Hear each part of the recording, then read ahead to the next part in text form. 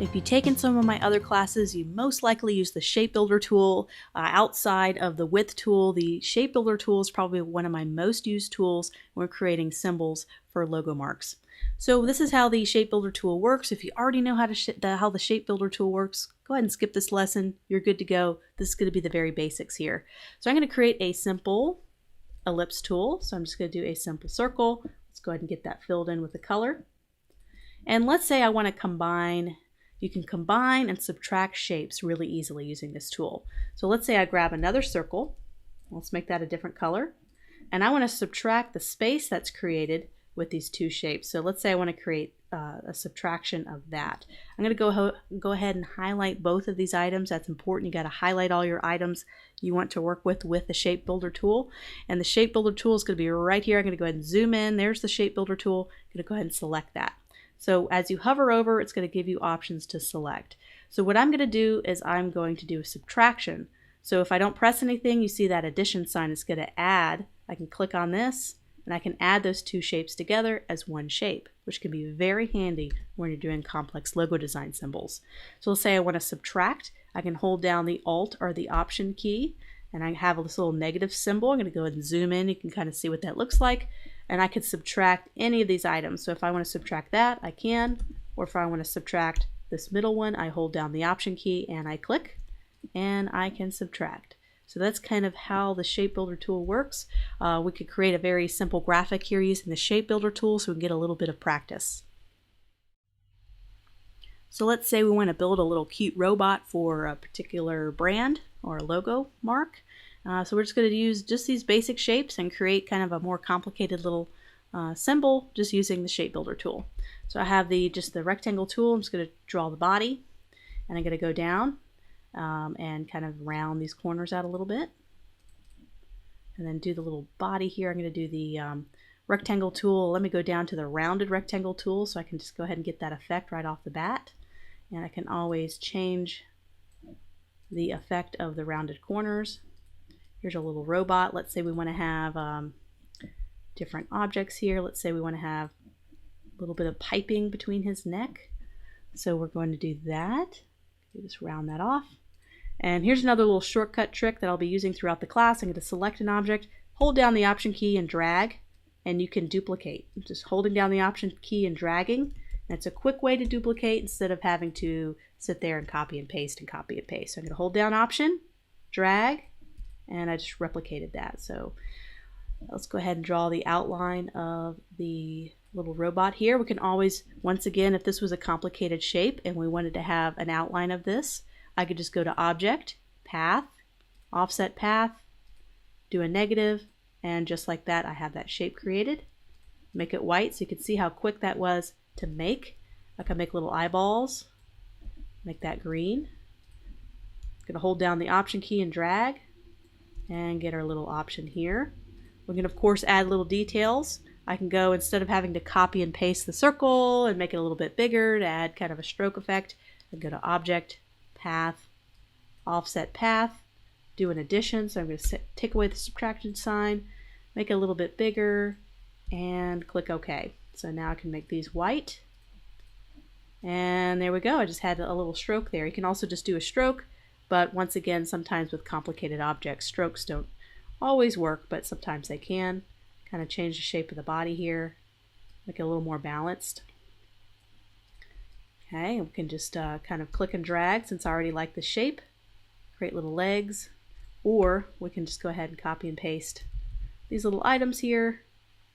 I can just do an Option, drag, and then I can just do Option, drag. So we have our little guy here, not too exciting, but just kind of showing you what we could do here. So here's what I did to kind of create that shape. So you can go down and you can just do one of them. You can do all of them right here, or you can go up here to the shape option up here and you could just change one side. So if these are all linked, so those are all linked, all the sides are going to change together. But let's say I just want that top corner to be rounded. You can unlink it, and I'm just going to do this top right corner right here, and I'm just going to increase it. Kind of create a little bit of a shoe there. And then I can just copy and paste this or do Option, drag. and reflect it. So just go to Object, Transform, and I'm just going to reflect. I use that a lot. I use reflect a lot when I'm trying to do symmetrical type of designs. Zoom out, there's our little robot. We could do arms, we can go all detailed, but we'll just kind of maybe add some buttons. All right, so there's our robot. So how do we use the Shape Builder tool to punch all this out? Because right now, if I were to draw a background, let's say it's a dark blue background, I'm going to right click, send this all the way to the back layer. So right now we have a problem because we have this white. We really want that to be punched out. We want that to show the background behind it. So this is where the Shape Builder tool really comes in handy. We can make this kind of one object and fuse it all together. So here's what we're going to do. We're going to try to start with the top. So we're going to have our main shape here. So with the Shape Builder tool, you want to select all objects that you want to be involved. So I'm going to go ahead and select the entire head. And then I'm going to go grab my Shape Builder tool. And I'm going to be able to punch out some things. So I'm going to hold down Option or Alt, and I'm going to punch out the eyes and punch out this. So you can see how I was able to make kind of punch that out. It's all transparent there, which works really nice as a logo symbol.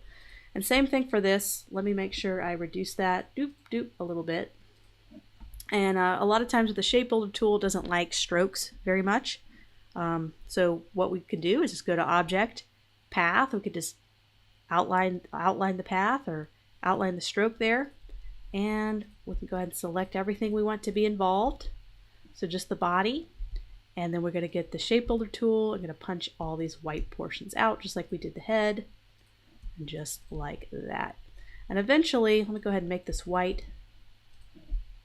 There's a little robot symbol. So eventually we want to join all these together because right now they're separate elements.